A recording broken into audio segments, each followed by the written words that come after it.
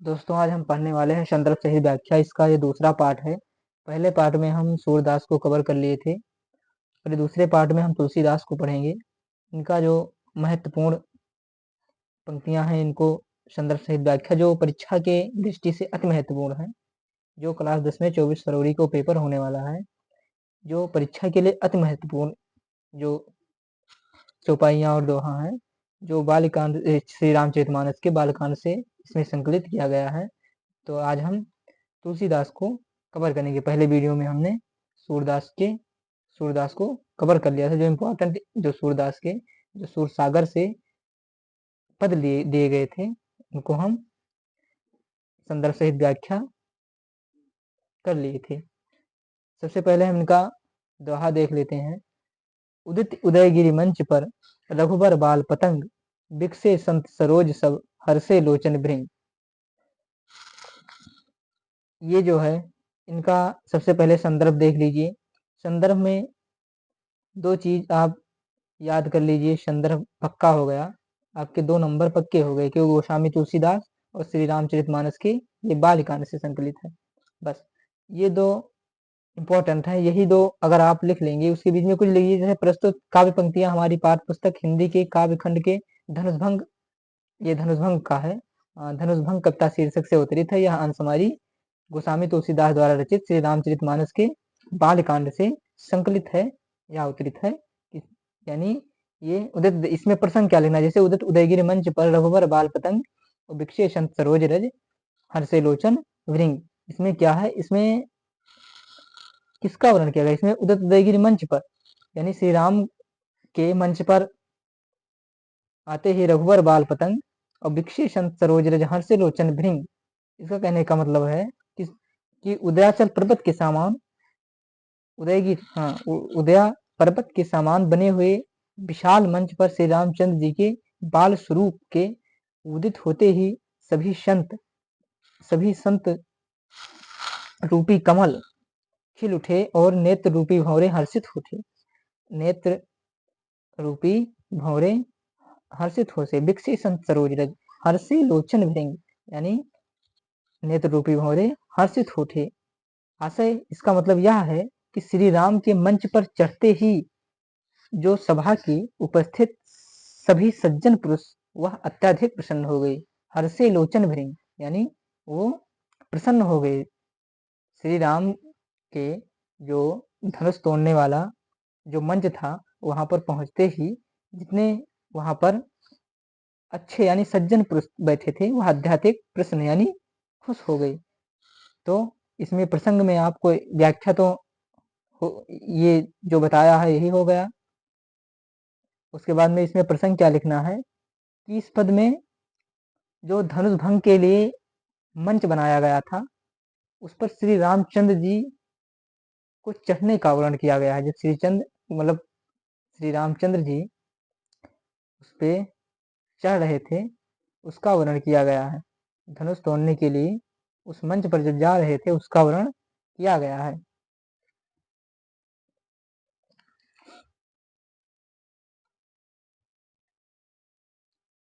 उसके बाद में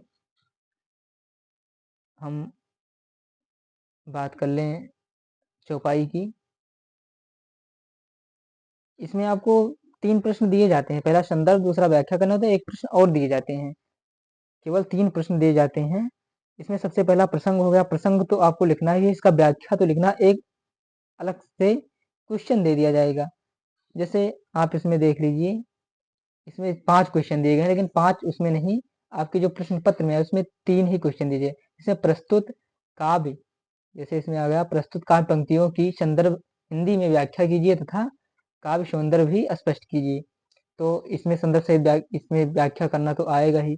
इन काव्य पंक्तियों में बाल पतंग किसे कहा गया है? इन बाल पतंग किसे कहा गया है? तो इस पंक्तियों में जो बाल पतंग कहा गया है, ये बाल पतंग प्रातःकालीन सूर्य को कहा गया है। जो प्रातः काल में सूर्य उदय होता है, उसे बाल पतंग कहा गया है। लोचन एवं सरोज का 2-2 पर्यायवाची शब्द लिखिए। लोचन और पर्यायवाची का शब्द लोचन का हो गया, एक लिख लीजिए आंख, दूसरा चस्स हो गया, और कमल का हो गया, नहीं, सरोज का हो गया कमल और वारिज। इसकी 2-2 पर्यायवाची शब्द हो गए। अब आप देख लीजिए इसका जो चौपाई है। नृपहि केर आशा निस्नासी, बचत नखत औली न प्रकाशी। मानी महिप कुमुद सकुचाने, कपटी भूप उलूक लुकाने। भय विशोक कोक मुनि देवा, बरसहि सुमन जनावह सेवा। गुर पद बंद सहित अनुरागा, राम मुनहन सब आय सुमांगा। सहजह चले सकल जग स्वामी, मंत मंजुबर कुंजर गामी। चलत राम सब पुर नर नारी, पुलक पूरी तन भय सुखारी। बंद पितर सुर सुकृत संभारे, जो कछ पुण्य प्रभाव हमारे। तो शोधन मृणाल किनाई, तोरहु राम गणेश गोसाई। इसमें सबसे पहले हम इसकी व्याख्या देख लें। इसमें गोस्वामी तुलसीदास जी कहते हैं, नृपहि केर आसान स्नासी, बचत नखत औली न प्रकाशी। इसमें कहा गया है कि श्री रामचंद्र जी के मंच पर चढ़ते ही, नृपहि केर आसान स्नासी, बचत नखत औली न प्रकाशी, यानी श्री रामचंद्र जी के मंच पर चढ़ते ही सभा में उपस्थित जो अन्य राजा थे, जो और भी राजा बैठे थे, जो धनुष तोड़ने आए थे, आशा रूपी रात्रि नष्ट हो गई। जो उनकी आशा थी कि हम धनुष तोड़ेंगे, उनकी जो आशा रूपी नष्ट मतलब रात्रि थी वो नष्ट हो गई। उनके वचन रूपी तारों का समूह चमकना बंद हो गया। उनका जो वचन रूपी तार, हाँ तारों तारा वो हाँ तारा थे, वो समूह का चमकना बंद हो गया, अर्थात वह मौन हो गए, वह सब मौन हो गए। बचत नखत, नखत माने तारा, अवली न प्रकाशी यानी उनकी जो आशा रूपी रात्रि थी वो नष्ट हो गई। उनके जो वचन रूपी तारों का समूह था वह चमकना बंद हो गया, अर्थात वह मौन हो गई। मानी महिप कुमुद सकुचाने, कपटी भूप उलूक लुकाने। मानी महिप कुमुद सकुचाने अर्थात मौन हो गए। अभिमानी राजा रूपी कुमुद सकुचित हो गए। मानी महिप कुमुद सकुचाने जो सकुचित हो गए। कपटी भूप उलूक लुकाने जो कपटी राजा रूपी वह उल्लू छिप गए। जो कपटी थे राजा वह उल्लू यानी जो छिप गए, मतलब कि वो न दिखे, जो कपटी राजा वहां पर आए थे। तीसरा देखिए, भय विशोक कोक मुनि देवा, भय विशोक कोक मुनि देवा, बरसहि सुवन जना वही सेवा। इसका मतलब देख लीजिए कि जो मुनि मुनि और देवता रूपी चकवे जो शोक रहित अर्थात प्रसन्न हो गए। भय विशोक कोक मुनि देवा, वह जो मुनि और देवता रूपी चकवे जो शोक रहित अर्थात वह प्रसन्न हो गए और फूलों की वर्षा करके, जो फूलों की वर्षा, बरसें सुमन, बरसें यानी वर्षा, सुमन पुष्प की मतलब वर्षा, फूलों की वर्षा करके अपनी सेवा अनुग्रह प्रकट करने लगी। इसके पश्चात श्री रामचंद्र जी ने अत्यधिक स्नेह के साथ अपने गुरु विश्वामित्र यानी गुरु पतबंद सहित अनुरागा, गुरु यानी अपने गुरु के चरण पद सहित अनुरागा, वंदना करके सहित अनुरागा।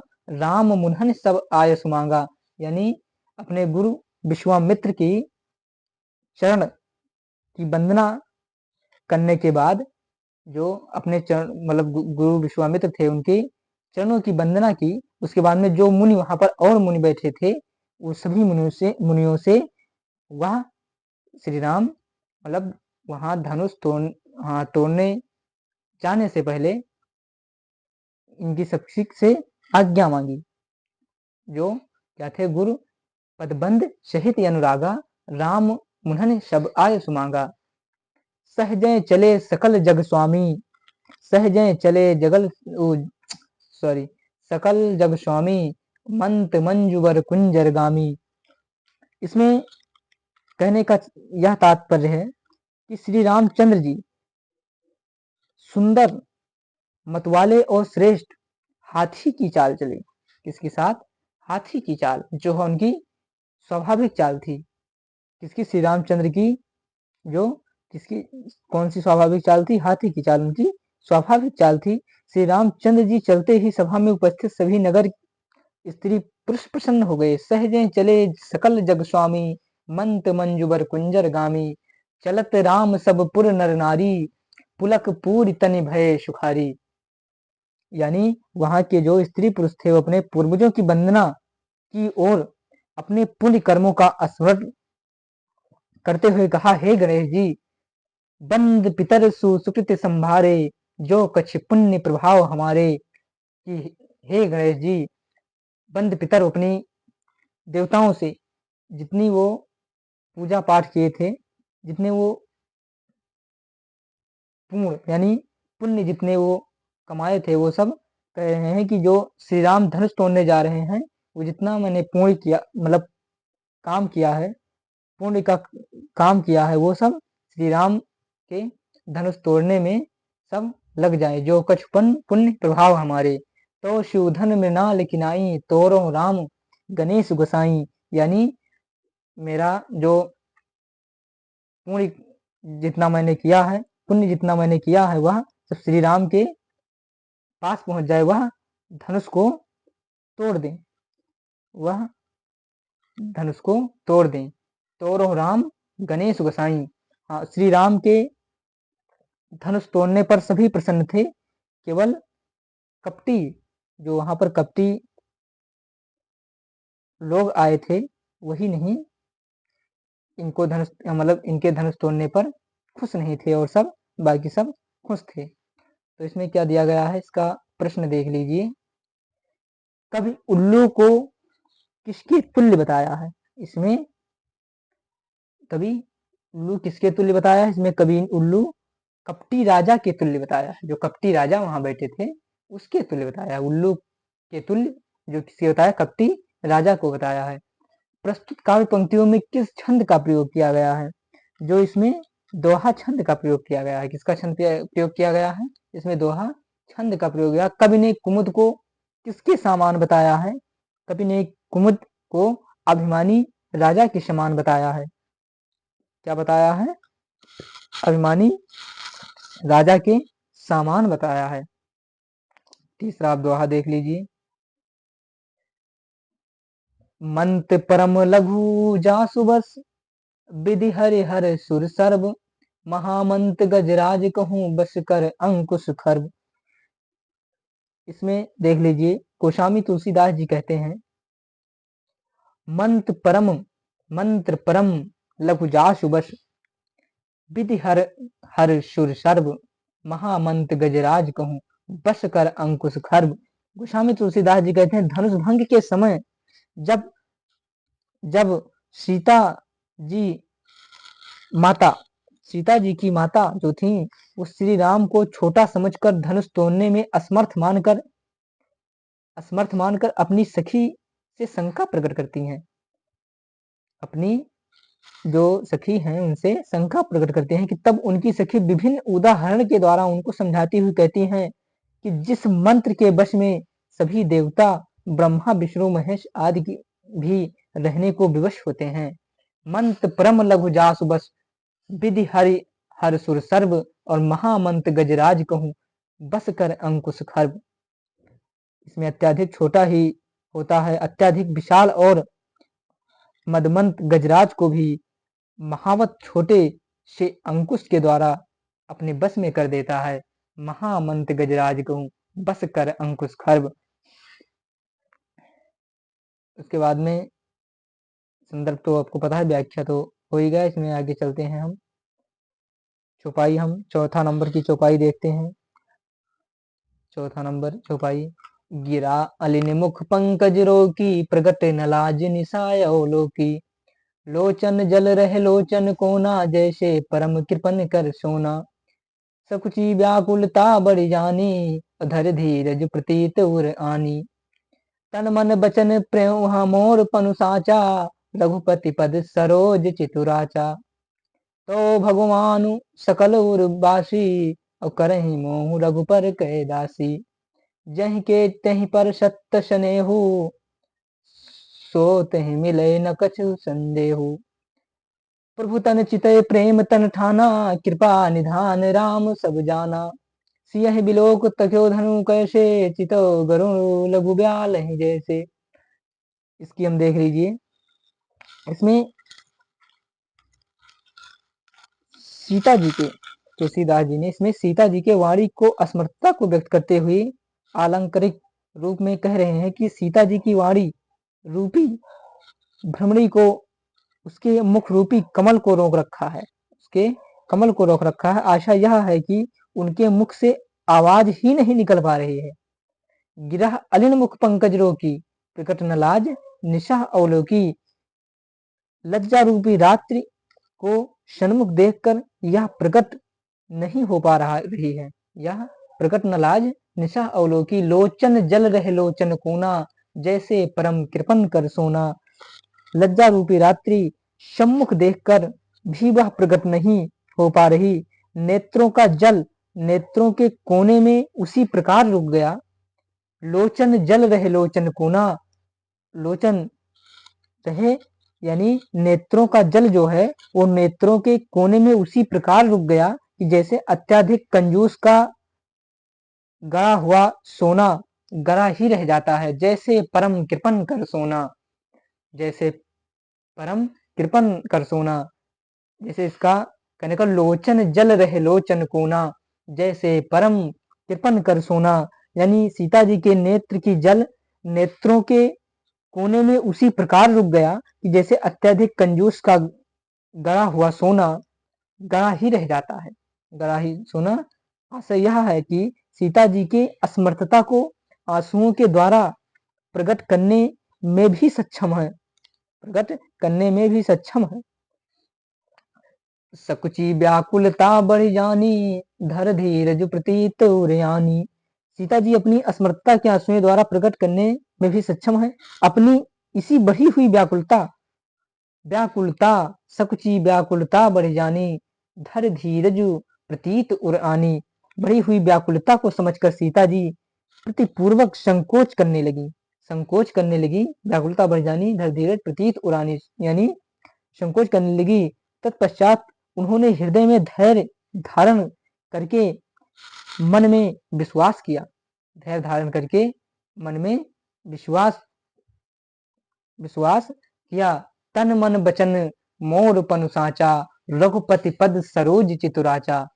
क्या किया? हृदय में धैर्य करके मन में विश्वास किया, यानी तन मन बचन मोर पनु साचा, रघुपति पद सरोज चितुराचा। विश्वास किया कि यह तन मन और वचन से मेरा प्रण सच्चा है और श्री रामचंद्र जी के चरण कमलों में, श्री रामचंद्र जी के चरण कमलों में मेरा हृदय वास्तव में अनुरक्त है।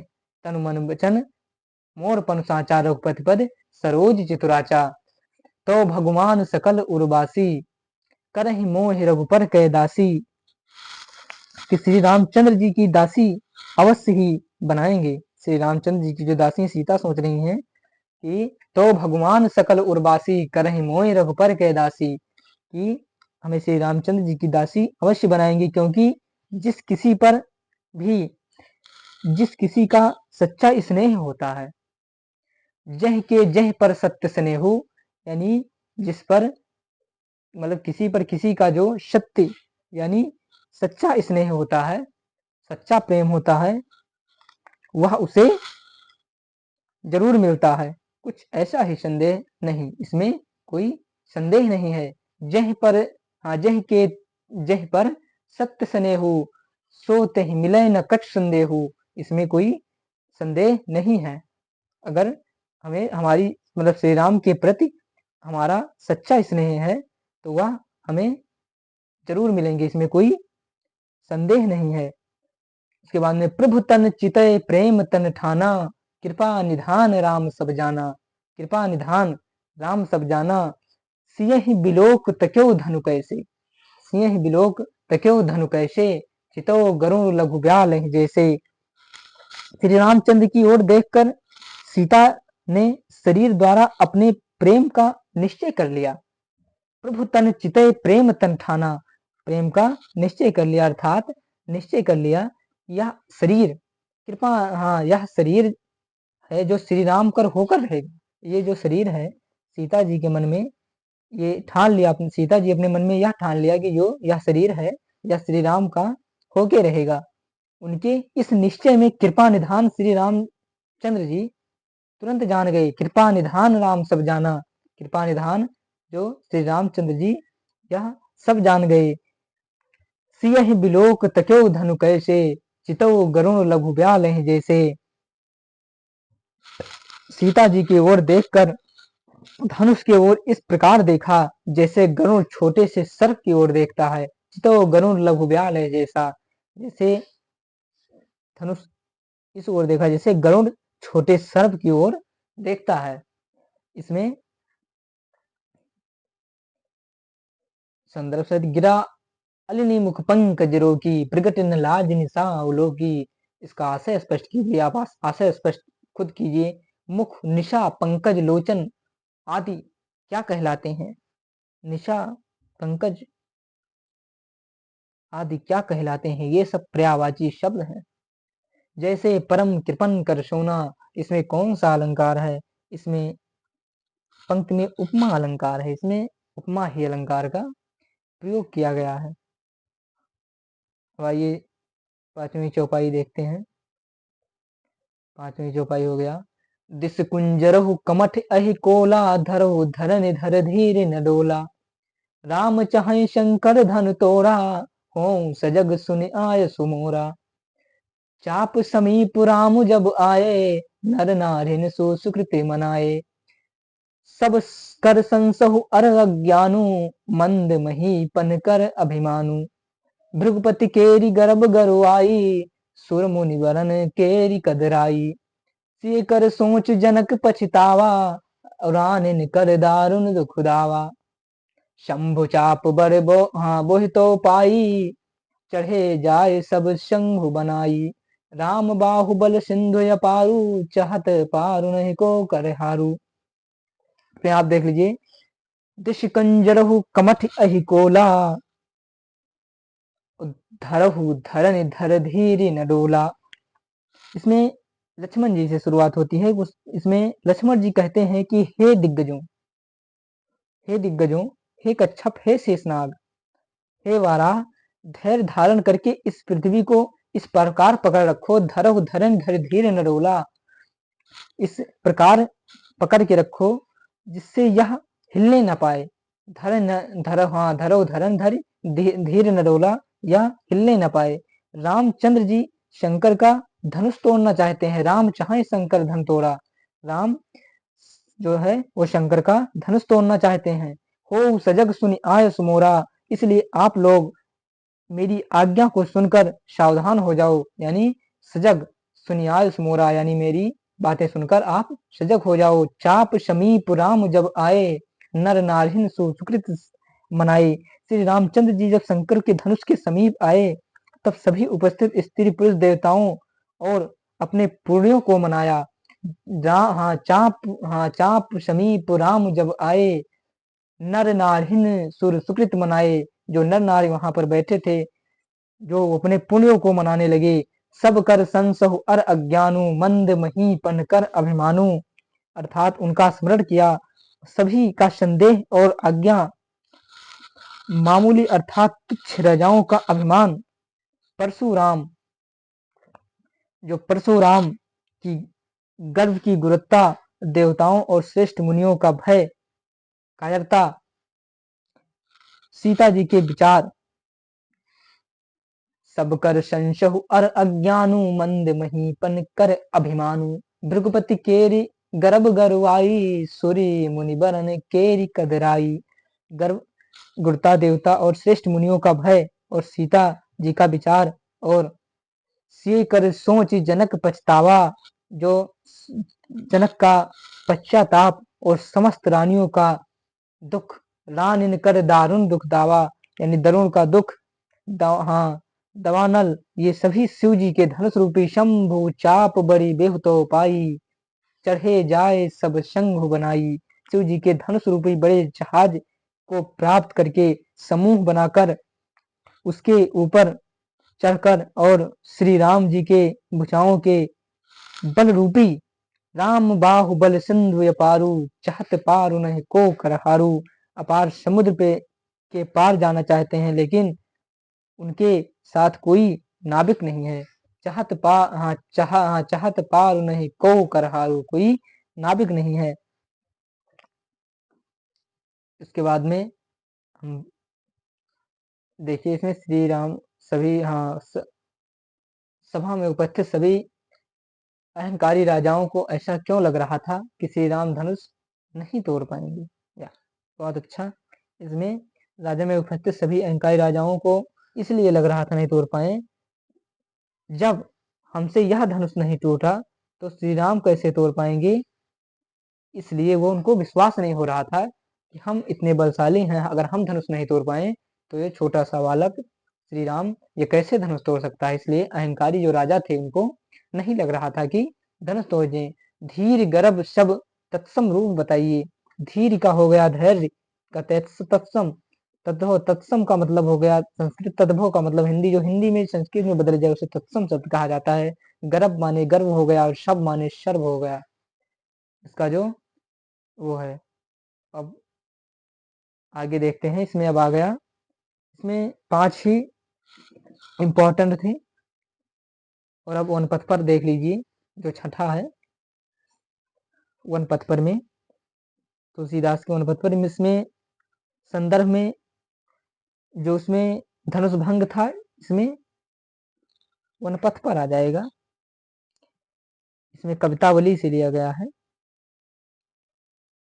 वो रामचरितमानस से लिया गया था, जो इनका वन पथ पर है ये कवितावली से लिया गया है। तो इसका संदर्भ जो हो जाएगा, पहले हम वन पथ पर इसको पढ़ते हैं। पुरते निकसी रघुबीर वधूधर धीर दये डग में डग दें, झलकी भरी भाल कनी जल की पुटी सूखी गए मधुराधर में। फिर बूझत हैं चलनो अब केटिक पणकुटी करी हों कि तुम्हें। तिये की लख आतुरता पिए की अखिया अतिचार चली जल चैं। इसका जो संदर्भ हो जाएगा वो श्री राम चरितमानस से बालकांड से लिया गया था, ये है जो कवितावली से लिया गया है। ये वन पथ पर शीर्षक से कवितावली से लिया गया है। इसका तुलसीदास रचयिता तो तुलसीदास ही हैं, लेकिन जो ये कवितावली से लिया गया है और रामचरितमानस से लिया गया था, और इसमें वन पथ पर हो जाएगा वह धनुष भंग से लिया गया था, तो इसमें ही चेंज कर देना है। इसके बाद में देखते हैं इसकी व्याख्या। पुरते निकसी रघुबीर वधू धर धीर दये डग में डग दें, झलकी भल भरी भाल कनी जल की पुटी सूखी गए मधुराधर में। पुटी सूखी गए मधुराधर में। इसमें राम लक्ष्मण और सीता बड़े धीरज के साथ श्रृंगवेरपुर से 2 कदम आगे चले और सीता जी के माथे पर पसीना की बूंदे जो है वो झलकने लगी। उनके सुंदर ओठ थकान के कारण सूख गए। झलकी भरी भालकनी जल की पुटी सूख गए मधुराधर में। जो सीता जी के ओठ थे वो थकान के कारण सूख गए। सीता जी ने अपने प्रियतम राम से पूछा, फिर बूझती हैं चलने को अब केटिक पणकुटी करी हो कि तुम्हें। यानी वो श्री राम से कहती हैं कि हे प्रियतम, श्री राम से कहते हैं कि अभी कितनी दूर चलनी है। सीता जी कहते हैं श्री राम से कि अभी कितना दूर दूर चलना है और कितनी दूर में पत्तों की कुटिया बनाकर रहेंगे। तिये की लख आतुरता पिए की अखिया अति चारु चली जल चैं। यह सुनकर श्री राम जी तुरंत समझ गए, यह सुनकर श्री राम जी तुरंत समझ गए कि यह बहुत थक चुकी हैं या विश्राम करना चाहती हैं। ताजमहल का सुख भोगने वाली अपनी पत्नी की यह दशा देखकर श्री राम के नेत्रों में आंसू टपकने लगे। फिरते हैं लख आतुरता पिए की अखिया अति चारु चली जल चैं। यह इसकी व्याख्या बहुत ही आसान है, इसको आप एक बार पढ़ लीजिए। ये व्याख्या इसमें बहुत ही आसान है, एक बार आप पढ़ लीजिए, इसकी व्याख्या तुरंत हो जाएगी। उसके बाद में अब जो इनका बाकी का पार्ट है इस तीसरे पार्ट में आएगा। आज के लिए इतना काफ़ी है। इसके बाद में हमें तुलसीदास के जो इसमें अभी कितने पद बचे हैं, 2 3 और बचे हैं। वनपथ पर 7वां 8वां और 9वां। उसके बाद में हम दस्तखान को अगले वीडियो में इनका बचा हुआ पाठ और दस्तखान को हम कवर करेंगे। तो आप अगर सूरदास, रसखान और तुलसीदास को अगर आप पढ़ लेते हैं तो इनमें से आपको एक आना ही आना है संदर्भ सहित व्याख्या करने के लिए, इसमें आपको एक आना ही आना है। तो इसको आप देख लीजिएगा। और हम इसका तीसरा पार्ट लेंगे आज, जिसमें जो बाकी का बचा है यहाँ से। रानी में जानी अज्ञानी महा, परिपाहन हो तो कठोर हियो है। राजो काज काज न जान्यो, काहे तियो किन कान कियो है। ऐसी मनोहर मूरत ये बिछुड़े, कैसे प्रीतम लोग जियो है। अब आखिन में सखिरा की बुजोग, इन्हें किम कह वनवास दियो है। यहाँ से हम तीसरे पार्ट में पढ़ाएंगे और जो इनका बचा हुआ है इनको हम कवर करेंगे। उसके बाद में हम रसखान की जो सवैया है उनको कवर करेंगे। आप ये 3 अगर आप सही से पढ़ लेते हैं तो आप इसमें से आपको 3 में से एक आना ही आना है, इसमें कोई संदेह ही नहीं है। तो आज के लिए इतना काफ़ी, हम कल तीसरी पार्ट लेके आएंगे। जब तक के लिए